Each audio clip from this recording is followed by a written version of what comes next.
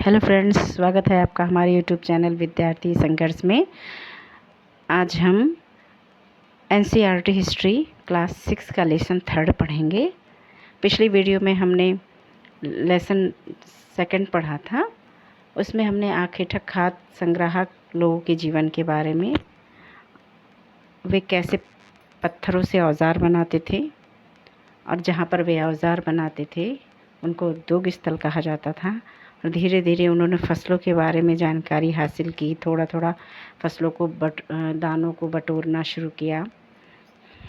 बस आज हम लोग आगे पढ़ेंगे।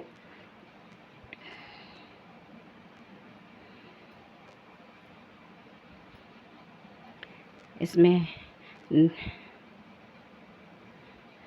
नई नुओं का भोजन इम्पोर्टेंट नहीं है।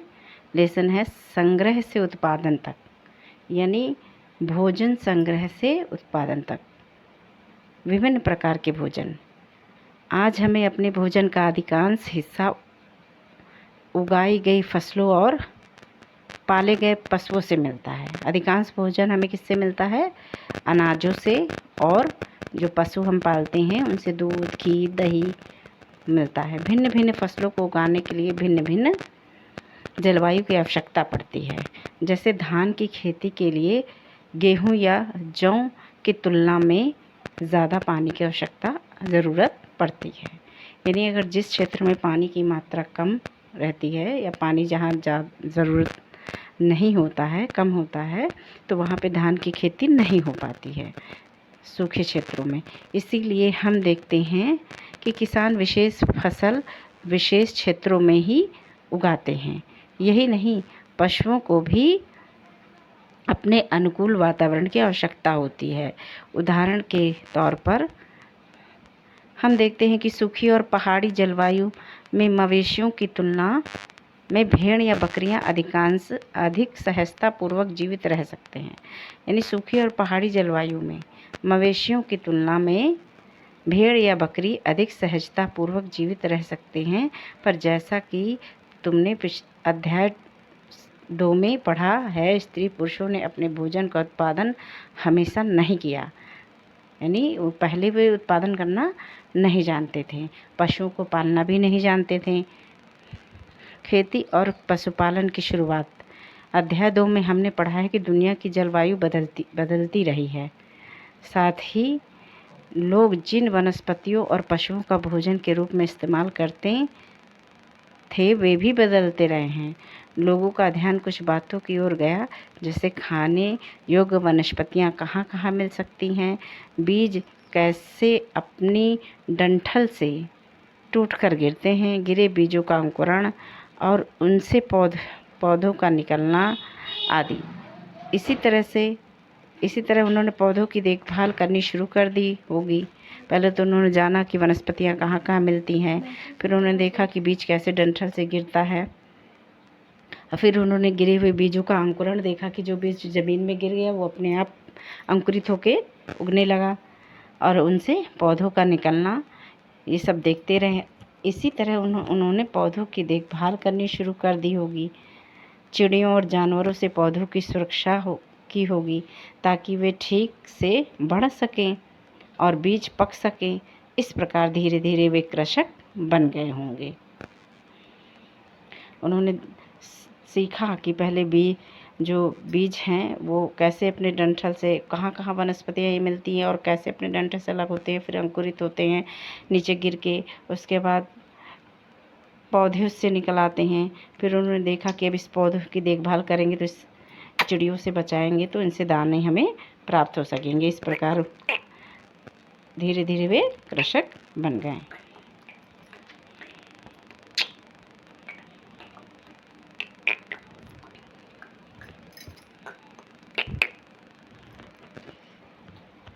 इसी तरह लोगों ने अपने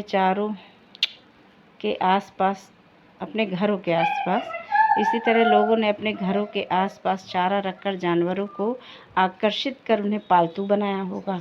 यानी चारा रख दिया होगा, जानवर आते होंगे, खाते होंगे, रोज़ यही करते होंगे। धीरे धीरे वे वहाँ उनसे आकर्षित होने लगे और सबसे पहले जिस जंगली जानवर को पालतू बनाया गया वह कुत्ते का जंगली पूर्वज था।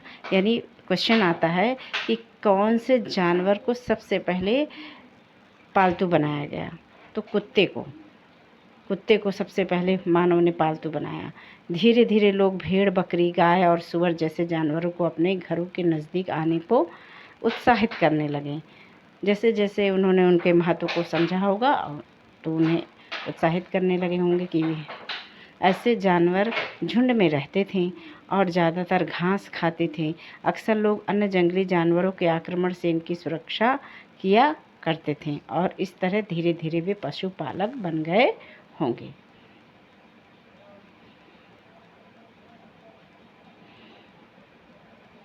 बसने की प्रक्रिया।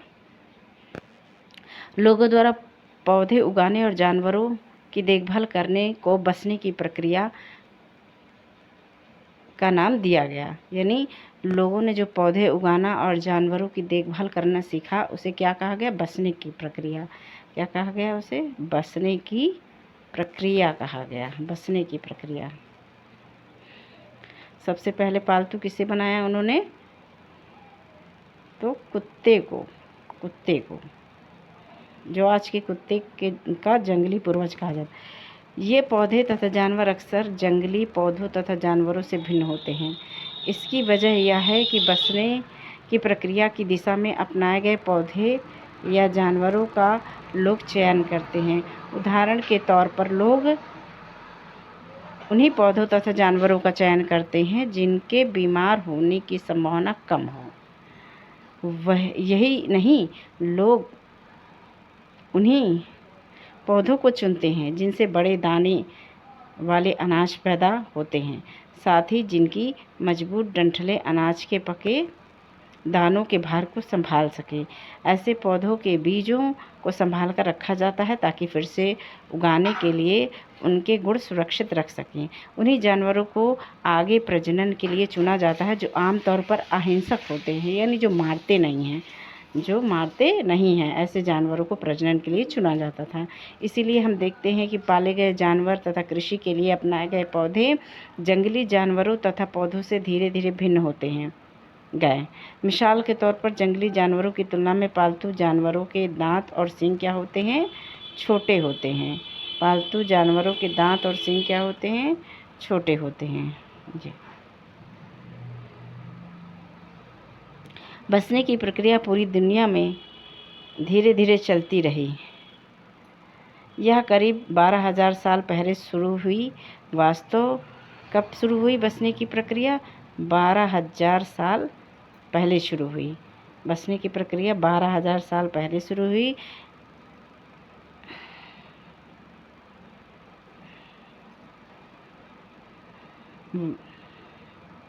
वास्तव में आज हम जो भोजन करते हैं वो इसी बसने की प्रक्रिया की वजह से है। कृषि के लिए अपनाई गई सबसे प्राचीन फसलों में गेहूं तथा जौ आते हैं। वेरी इंपॉर्टेंट प्रश्न टॉपिक है ये, गेहूं और जौ। वेरी इंपॉर्टेंट लाइन है ये कि सबसे प्राचीनतम फसल कौन सी थी?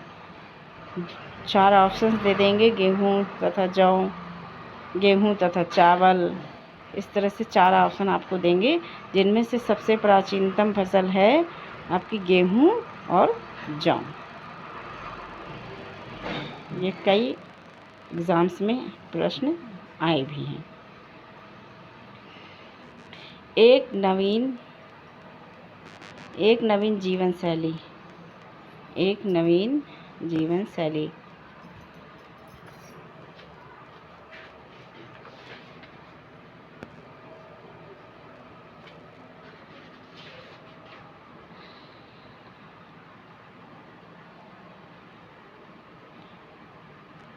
तुम किसी पौधे के बीज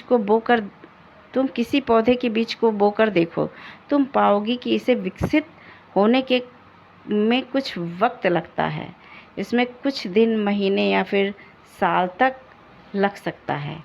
यानी कुछ फसलों को बोने में क्या होता है, कुछ महीने लगते हैं और कुछ फसलों में साल लग जाते हैं। जैसे अरहर बोई जाती है जब, तो उसे साल भर पकने में लगता है। और कुछ महीने जैसे चावल है, चना है, ये 5-6 महीने में ही पककर तैयार हो जाते हैं। इसीलिए जब लोग पौधे उगाने लगें तो उनकी देखभाल के लिए उन्हें एक ही जगह पर लंबे समय तक रहना पड़ा था।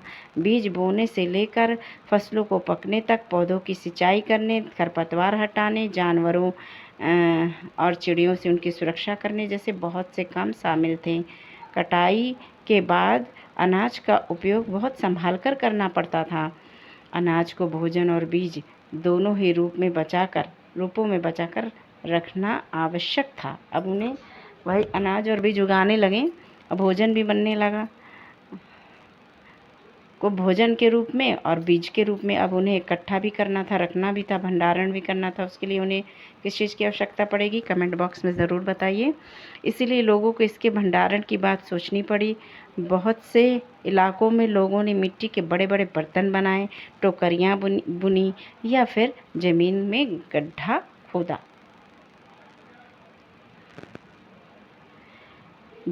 जानवर चलते फिरते खाद भंडार कौन थे? जानवर। चलते फिरते खाद भंडार। जानवर बच्चे देते हैं जिनसे उनकी संख्या बढ़ती है। अगर जानवरों की देखभाल की जाए तो उनकी संख्या तो बढ़ती ही है, साथ ही उनसे दूध भी प्राप्त हो सकता है। जो जानवर एक अच्छा स्रोत है, जो भोजन का एक अच्छा स्रोत है। जानवर क्या है? भोजन का एक अच्छा स्रोत। यही नहीं, जानवरों से हमें मांस भी मिलता है, दूध भी मिलता है। जानवरों से हमें क्या क्या मिलते हैं? मांस भी मिलता है, दूध भी मिलता है। दूसरे शब्दों में पशुपालन भोजन के भंडारण का एक तरीका है। आओ आरंभिक कृषकों और पशुपालकों के बारे में पता करें। मानचित्र 2 पृष्ठ संख्या 14 देखो। क्या तुम्हें कई नीले वर्ग दिख रहे हैं? मैंने नीले वर्ग आपको दिखाए हैं। पता है इनमें से प्रत्येक बिंदु उस जगह को दर्शाता है जहां पुरातत्वविदों को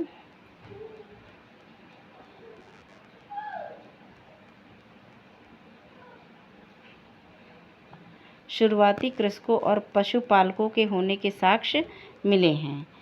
पुरातत्वविदों को क्या मिले हैं? शुरुआती कृषकों, जो नीला चिन्ह था उससे क्या मिला है? वहाँ पर हमको कृषकों और पशुपालकों के होने के साक्ष्य, यानी पुरातत्वविदों को कृषकों और पशुपालकों के होने के साक्ष्य मिले हैं। ये पूरे उपमहाद्वीप में पाए गए हैं। इनमें सबसे महत्वपूर्ण पश्चिमोत्तर क्षेत्र में आधुनिक कश्मीर में है और पूर्वी तथा दक्षिण भारत में पाए गए हैं। वास्तव में ये निर्दिष्ट स्थान कृषकों और पशुपालकों की बस्तियां थीं या नहीं, इसे जांचने के लिए वैज्ञानिक खुदाई में मिले पौधों और पशुओं की हड्डियों के नमूनों का अध्ययन करते हैं। यानी कृषक थे या नहीं, पशुपालक थे या नहीं, तो इसको जांचने के लिए, परखने के लिए खुदाई में मिले जो पौधे हैं और पशुओं की हड्डियां हैं, उनके नमूनों का अध्ययन करते हैं वैज्ञानिक। इनमें से सबसे रोचक जले हुए अनाज के दानों के अवशेष हैं। ऐसा लगता है कि ये गलती से या फिर जानबूझकर जलाए गए होंगे। वैज्ञानिक इन अनाज के दानों की पहचान कर सकते हैं। इस तरह हमें पता चलता है कि इस उपमहाद्वीप के विभिन्न भागों में बहुत सारी फसलें उगाई जाती रही होंगी। वैज्ञानिक विभिन्न जानवरों की हड्डियों की पहचान भी कर सकते हैं। नीचे की तालिका से तुम यह जान सकती हो कि कहाँ कहाँ अनाजों और पालतू जानवरों की हड्डियों के अवशेष मिले हैं। अनाज है एक साइड में और एक साइड पूरा स्थल है। देखिए, गेहूँ, जौ, भेड़, बकरी, मवेशी कहाँ से प्राप्त हुए हैं? मेहरगढ़, जो आधुनिक पाकिस्तान में है। इस साइड का आपको याद रखने की ज़रूरत नहीं है, गेहूँ, जौ, भेड़, बकरी, मवेशी नहीं, आपको याद रखना है, थोड़ा सा ध्यान देना है, बस ये चीज़ें मेहरगढ़ में मिली है। और इम्पॉर्टेंट है कि मेहरगढ़ है कहाँ? आधुनिक समय में मेहरगढ़ नामक स्थान कहाँ पाया जाता है? आधुनिक पाकिस्तान में। चावल, जानवरों की हड्डियों के टुकड़े कहाँ मिले हैं? चावल, जानवरों की हड्डियों के टुकड़े कोल डिहवा आधुनिक उत्तर प्रदेश में। कोल डिहवा कहाँ है? आधुनिक उत्तर प्रदेश में। चावल मवेशी मिट्टी पर खुरों के निशान, कहीं कहीं प्रश्न आया है कि मिट्टी पर खुरों के निशान किस स्थान से प्राप्त हुए हैं? तो महागढ़ा से। कहाँ से प्राप्त हुए हैं? महागढ़ा से। मिट्टी पर खुरों के स्थान चिन्ह निशान ये कहाँ से मिले हैं? महागढ़ा आधुनिक उत्तर प्रदेश में है। कहाँ है? आधुनिक उत्तर प्रदेश में है महागढ़ा। ये प्रश्न आया हुआ है पिछले एग्जाम्स में। गेहूं और दलहन कहाँ है? गुफकराल आधुनिक कश्मीर में है। गेहूं और दलहन कुत्ते मवेशी भैंस भेड़ बकरी सब कहाँ से प्राप्त हुए? बुर्जहोम। बुर्जहोम से भैंस भी प्राप्त हुई है।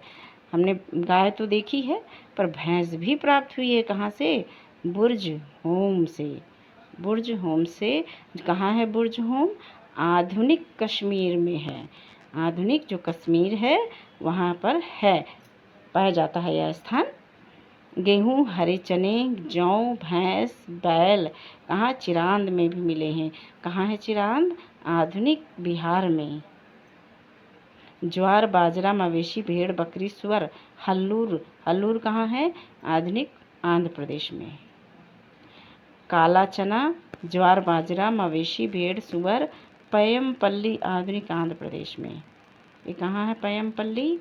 आधुनिक आंध्र प्रदेश में। जिन जगहों पर अनाज तथा हड्डियों के अवशेष मिले हैं ये उनमें से सिर्फ कुछ ही स्थान हैं। यहाँ पे सारे स्थान नहीं दर्शाए गए, मिले बहुत जगह से हर चीज़ें हैं लेकिन यहाँ पे सारे स्थान नहीं दर्शाए गए हैं, कुछ ही स्थानों को यहाँ दिखाया गया है। स्थायी जीवन की ओर पुरातत्वविदों को कुछ पुरास्थलों पर झोपड़ियों और घरों के निशान मिले हैं। क्या मिले हैं? झोपड़ियों और घरों के निशान मिले हैं। पुरातत्वविदों को झोपड़ियों और घरों के निशान मिले हैं। जैसा कि बुर्जहोम वर्तमान कश्मीर के, बुर्जहोम वर्तमान कश्मीर के, कहाँ है बुर्जहोम? वर्तमान कश्मीर के लोग गड्ढे के नीचे घर बनाते थे जिन्हें गर्तवास कहा जाता था। गड्ढे के नीचे जो घर बनाया जाता था उसे क्या कहते थे? गर्तवास। गर्तवास जो कहाँ बनाया गया था?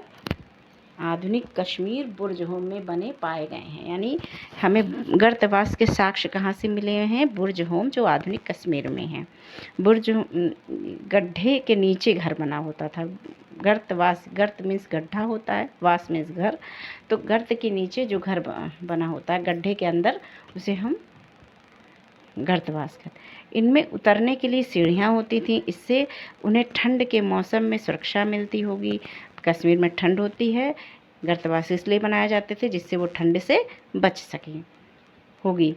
पुरातत्वविदों के झोपड़ियों के अंदर और बाहर दोनों ही स्थानों पर आग जलाने की जगह मिली है। कहाँ से मिली है अंदर और बाहर आग जलाने की जगह? पुरातत्वविदों को झोपड़ियों के अंदर, यहीं से बुर्जहोम से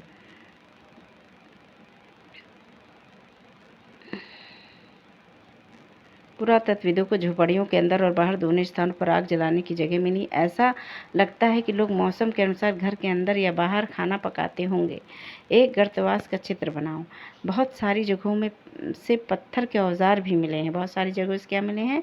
पत्थर के औजार भी मिले हैं। इनमें से कई ऐसे हैं जो पुरापाषाण युगीन उपकरणों से भिन्न हैं। पुरापाषाण युगीन उपकरणों से भिन्न हैं। पुरापाषाण युगीन उपकरणों से क्या हैं? भिन्न हैं। शुडौल नहीं होते थे उस समय के औजार पत्थरों के, इसीलिए इन्हें नवपाषाण युग का माना गया है। नवपाषाण युग के औजार कैसे होते थे देखिएगा। इनमें वे औजार भी हैं जिनकी धार को और अधिक पैना करने के लिए उन पर पॉलिश चढ़ाई जाती थी। क्या चढ़ाई जाती थी? जिनकी धार को और अधिक पैना करने के लिए उन पर क्या चढ़ाई जाती थी? पॉलिश चढ़ाई जाती थी। यानी किस युग के औजार में पॉलिश चढ़ी मिलती है? तो नवपाषाण युग के औजार में पॉलिश चढ़ी मिलती है। ये नवपाषाण युग के औजार। ये ओखली और मूसल का प्रयोग अनाज तथा वनस्पतियों से प्राप्त अन्य चीज़ों को पीसने के लिए किया जाता था। आज हजारों साल बाद भी ओखली और मूसल का प्रयोग अनाज पीसने के लिए किया जाता है। उसी तरह प्राचीन प्रस्तर युगीन औजारों का निर्माण और प्रयोग लगातार होता रहा। कुछ औजार हड्डियों से भी बनाए जाते थे। कुछ औजार किससे बनाए जाते थे? हड्डियों से बनाए जाते थे, लकड़ियों से भी बनाए जाते थे और पत्थर से भी बनाए जाते थे।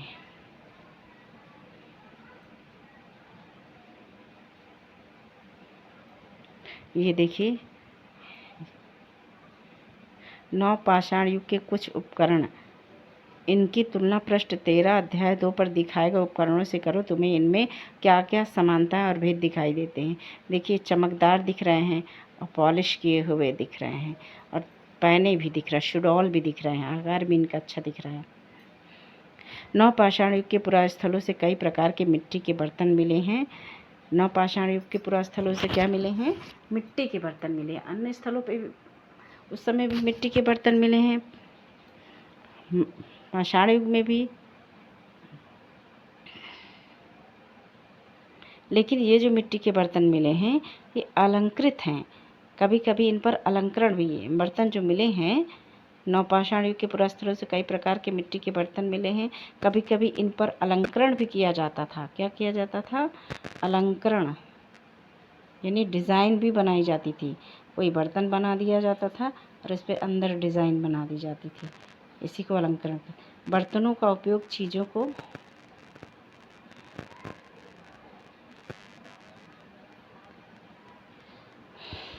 रखने के लिए किया जाता था। धीरे धीरे लोग बर्तनों का प्रयोग खाना बनाने के लिए भी करने लगे। चावल, गेहूँ तथा दलहन जैसे अनाज अब आहार का महत्वपूर्ण हिस्सा बन गए थे। चावल, गेहूँ तथा दलहन, जैसे चावल आज भी खाया जाता है, गेहूँ और दलहन दालें आज भी उपयोग में आती हैं। तो ये आज भी महत्वपूर्ण आहार है भोजन का, और तब भी महत्वपूर्ण आहार थी भोजन का। ठीक, चावल, गेहूँ तथा दलहन जैसे अनाज आहार का महत्वपूर्ण हिस्सा बन गए थे। इसके साथ साथ अब लोग कपड़े भी बुनने लगे थे। इसके लिए कपास जैसे आवश्यक पौधे उगाए जाने लगे थे। क्या उगाया जाने लगा था? कपास जैसे आवश्यक पौधे उगाए जाने लगे थे। क्या ये परिवर्तन हर जगह एक साथ ही आ गए होंगे? ऐसी बात नहीं है। एक तरफ जहाँ कई जगहों पर स्त्री पुरुष शिकार और भोजन संग्रह करने का काम करते रहे थे, वहीं अन्य लोगों ने हजारों सालों के दरमियान धीरे धीरे खेती और पशुपालन को अपना हिस्सा बना लिया। बहुत जगह लोग मौसम के मुताबिक बदल बदल कर अपनी जीविका चलाया करते थे। अन्य रीति रिवाज, पुरातत्वविद बहुत स्पष्ट रूप से इस बारे में कुछ नहीं कह सकते। यानी उस समय के रीति रिवाज क्या थे वो पुरातत्वविद जो है स्पष्ट रूप से नहीं कह सकते। उनको बहुत ज़्यादा स्पष्ट जानकारी इसके बारे में नहीं होगी।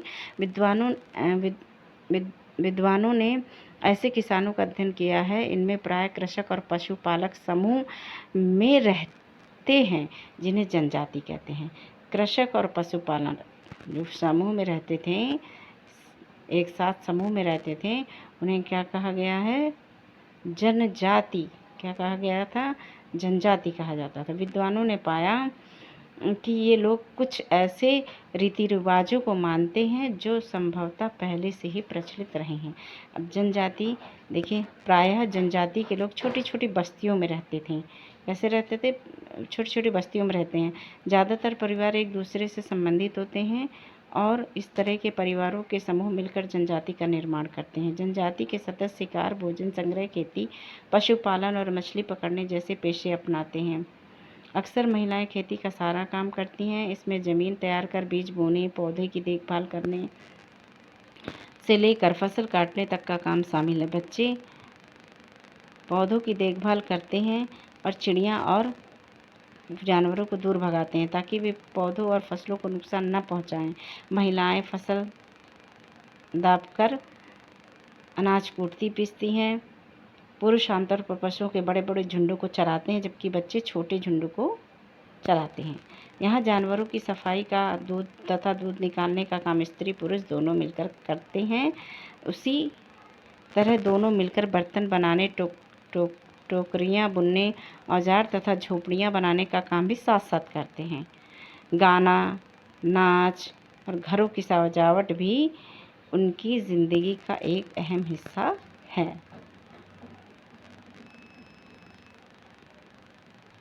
कुछ व्यक्तियों को नेता मान लिया जाता है।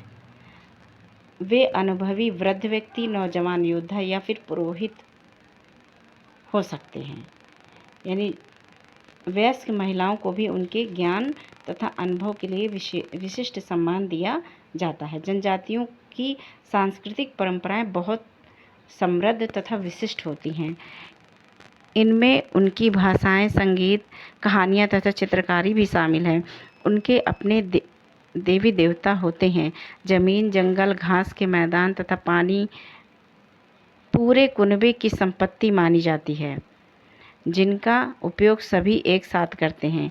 इनमें गरीब और अमीर के बीच कोई खास अंतर नहीं होता है, इसलिए जनजाति समाज अन्य समाजों से भिन्न होते हैं। इन अन्य समाजों के बारे में तुम आगे पढ़ोगे। सूक्ष्म निरीक्षण। मेहरगढ़ में जीवन मृत्यु, यानी उस समय जीवन मृत्यु के बारे में क्या आस्था थी, क्या मानना था। मेहरगढ़ में जीवन मृत्यु। मानचित्र 2 पृष्ठ 14 में मेहरगढ़ ढूंढो, या आपने देखा होगा मानचित्र में, या ईरान जाने वाले सबसे महत्वपूर्ण रास्ते पर बोलन दर्रे के पास एक हरा भरा समतल स्थान है। क्या है मेहरगढ़? एक हरा भरा समतल स्थान है बोलन दर्रे के पास। कहाँ पे, किस दर्रे के पास है? बोलन दर्रे के पास एक हरा भरा समतल स्थान है। मेहरगढ़ जो आधुनिक पाकिस्तान में है, संभवतः वह स्थान है जहाँ के स्त्री पुरुषों ने इस इलाके में सबसे पहले जौ, गेहूँ उगाना और भेड़ बकरी पालना सीखा। यहाँ खुदाई में सबसे पहले के स्तरों से पुरातत्वविदों को विभिन्न प्रकार के जानवरों की हड्डियाँ मिली हैं। इनमें हिरण तथा सुअर जैसे जंगली जानवरों की हड्डियाँ भी शामिल हैं। कभी कभी पूछ लेता है हिरण की हड्डियाँ कहाँ से प्राप्त हुई हैं, तो मेहरगढ़ से। हिरण तथा सुअर जैसे जंगली जानवरों की हड्डियाँ कहाँ से मिली हैं? मेहरगढ़ से। उसके बाद के स्तरों से भेड़ और बकरियों की हड्डियाँ ज़्यादा मिली है। पहले के स्तर से क्या मिला है? हिरण, जंगली जानवरों की हड्डियाँ। फिर उसके बाद के जो स्तर है उसमें भेड़ और बकरियों की हड्डियाँ मिलती हैं। उसके ऊपर ज़्यादातर मवेशियों की ही हड्डियाँ मिली हैं। इससे ऐसा लगता है कि ये लोग मवेशियों को पालने लगे थे। मेहरगढ़ में इसके अलावा चौकोर तथा आयताकार कैसे घर मिले हैं? चौकोर तथा आयताकार घरों के अवशेष भी मिले हैं। प्रत्येक घर में 4 या उससे ज़्यादा कमरे हैं, जिनमें से कुछ संभवतः भंडारण के काम आते होंगे। गांव है। गांवों की यह विशेषता कि वहाँ रहने वाले अधिकांश लोग भोजन उत्पादन में लगे होते हैं।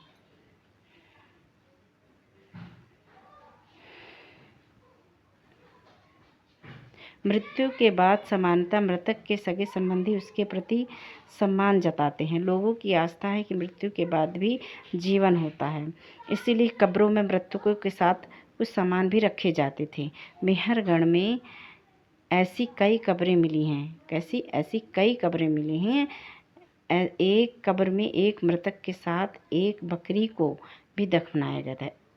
कभी प्रश्न आ जाता है कि मृतक के साथ बकरी को भी दफनाया गया, ऐसे साक्ष्य कहाँ से प्राप्त हुए हैं? कहाँ से प्राप्त हुए हैं? मेहरगढ़ से। मानव के साथ जो बकरी को दफनाया गया, ऐसा साक्ष्य कहाँ से प्राप्त हुआ है? ऐसी कब्र कहाँ से प्राप्त हुई है? तो मेहरगढ़ से प्राप्त हुई है। एक कब्र में एक मृतक के साथ। मेहरगढ़ की कब्र का चित्र देख लीजिए। ये मानव, ये जानवर, ये घर, ऐसे घर। मेहरगढ़ के घर शायद ऐसे दिखते हैं। तुम जिस घर में रहते हो उसके साथ इस घर की क्या समानता है। अब यहाँ पर देखते हैं पहले और बाद के स्तर। आप कैसे जानोगे कि सबसे पुराना स्तर क्या, कौन सा होता है? कैसे जानेंगे? जब पुरातत्वविद किसी जगह की खुदाई करते हैं तो वे कैसे समझते हैं कि वे कौन से स्तर पहले के, कौन से बाद की? इस चित्र को देखो, पहले इस चित्र को देखो। मेन है ये चित्र, यहीं से आपको समझना है मान लो लोगों ने सबसे पहले समतल भूमि पर रहना शुरू किया। एक समतल भूमि है और उस पर लोगों ने रहना शुरू किया ऐसे करके। आमतौर पर लोग जहाँ रहते हैं घर टूटने पर दोबारा वहीं घर बना लेते हैं। आमतौर पर लोग जहाँ पर रहते हैं, जैसे हमारा घर पुराना हो गया या कच्चा है, हमने उसको तोड़ दिया और उसमें कुछ चीज़ें जो हमारी ज़रूरत की नहीं है वो दब जाती हैं और हम उसके ऊपर एक नया घर बना लेते हैं। टूटे फूटे सामान और कूड़ा करकट भी घरों के आसपास जमा होते रहते हैं। इसमें क्या कह रहा है, आमतौर पर लोग जहाँ रहते हैं घर टूटने पर दोबारा वहीं घर बना लेते हैं। टूटे फूटे सामान और कूड़ा करकट भी घरों के आसपास जमा होते रहते हैं। इन कारणों से बस्ती की ज़मीन धीरे धीरे ऊंची होती जाती है और फिर सैकड़ों सालों के बाद वहाँ एक टीला बन जाता है। इसलिए जब टीले की खुदाई की जाती है तो उसका सबसे निचला स्तर सबसे पुराना होता है और उसके बाद के स्तर बाद के युगों के होते हैं। यही ऊपरी तथा निचली तहें आमतौर पर स्तरों के रूप में जानी जाती हैं। यह है, इसमें दिया है स्तर 2 और 3 को देखो कौन सा ज़्यादा पुराना है। तो इसमें देखिए ये 4 स्तर दिए हैं, 1 2 3 4 स्तर हैं इसमें, जैसे 4 हैं। तो पहला सबसे पुराना स्तर कौन सा होगा इनमें से, क्योंकि ये सबसे पुराना होगा नीचे वाला। फिर इसके बाद का ये होगा तीसरा, फिर दूसरा, फिर अब जो अभी ऊपर का स्तर सबसे नया स्तर होगा। मतलब यहाँ से पुरानी चीज़ें नहीं मिलती।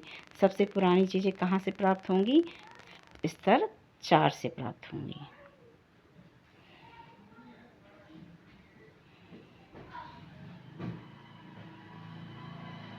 दाओ जली हेडिंग मानचित्र 2 पृष्ठ 14 में दाओ जली हेडिंग ढूंढो। यह पुरास्थल चीन और म्यांमार की ओर जाने वाले रास्ते में ब्रह्मपुत्र की घाटी की एक पहाड़ी पर है। दाओ जली हेडिंग कहाँ पर, किस घाटी की पहाड़ी पर स्थित है? किस घाटी की पहाड़ी? ब्रह्मपुत्र की घाटी की एक पहाड़ी, ब्रह्मपुत्र घाटी की एक पहाड़ी पर स्थित है। यहाँ खरल यहाँ खल जिससे हम कूटते हैं, खलहड़ भी बोलते हैं कहीं स्थानीय भाषा में खलहड़। यहाँ खरल और मूसल जैसे पत्थरों के उपकरण मिले हैं। इससे पता चलता है कि यहाँ लोग भोजन के लिए अनाज उगाते थे। साथ ही यहाँ से जेडाइट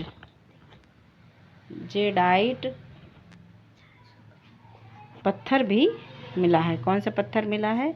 जेडाइट पत्थर। कहाँ से मिला है? दाओ जली हेडिंग से। संभवतः यह पत्थर चीन से आया होगा। जेडाइट पत्थर कहाँ से आया होगा? चीन से। इसके अतिरिक्त इस पुरास्थल से काष्ठास्म अति प्राचीन लकड़ी जो शक्त होकर पत्थर बन गई, उसको क्या कहा जाएगा? काष्ठास्म। ये प्रश्न आ जाता है कहीं कहीं कि प्राचीन लकड़ी जो शक्त होकर पत्थर बन गई उसे क्या कहते हैं? तो क्या कहते हैं? काष्ठास्म। कमेंट बॉक्स में भी लिखिएगा ज़रूर से। दो क्वेश्चन आपको हमने दिए हैं, उनके आंसर ज़रूर दीजिएगा कमेंट बॉक्स में। के औजार और बर्तन भी मिले, काष्ठास्म के औजार और बर्तन भी मिले हैं। अन्यत्र एटलस में तुर्की ढूंढो, ये अन्यत्र है। नवपाषाण युग के सबसे प्रसिद्ध पुरास्थलों में एक चाताल ह्यूक तुर्की में है। यहाँ दूर दराज स्थानों से कई चीज़ें लाई जाती थीं और उनका उपयोग किया जाता था। जैसे सीरिया से लाया गया चकमक पत्थर कहाँ मिलता है? सीरिया में। लाल सागर की कौड़ियाँ तथा भूमध्य सागर की सीपियाँ। ध्यान रहे कि उस समय तक पहिए वाले वाहन का विकास नहीं हुआ था। लोग सामान खुद या जानवरों की पीठ पर लादकर ले जाया करते थे। उपयोगी शब्द हैं कृषक, पशुपालक, कृषक पशुपालक, पशुओं को पालने वाले, खेती करने वाले, कृषक, नवपाषाण युग, नवपाषाण युग के बारे में आपको बताया है। बर्तन, जनजाति, गांव, घर, कब्रें, कब्रें जिनमें मनुष्य को दफनाया जाता था उन्हें कब्र कहते थे। बसने की प्रक्रिया का आरंभ लगभग 12,000 साल पहले, मेहरगढ़ की बस्ती का आरंभ लगभग 8,000 साल पहले हुआ था। ओके फ्रेंड्स, उम्मीद है कि आपको ये वीडियो पसंद आया होगा। अगर आपको पसंद आया हो तो लाइक, सब्सक्राइब, लाइक कीजिएगा, सब्सक्राइब कीजिएगा, कमेंट भी ज़रूर कीजिएगा। मैंने 2 प्रश्न का आंसर आपसे मांगा है, प्लीज़ उसे ज़रूर कमेंट कीजिएगा। Thank you very much watching for my video.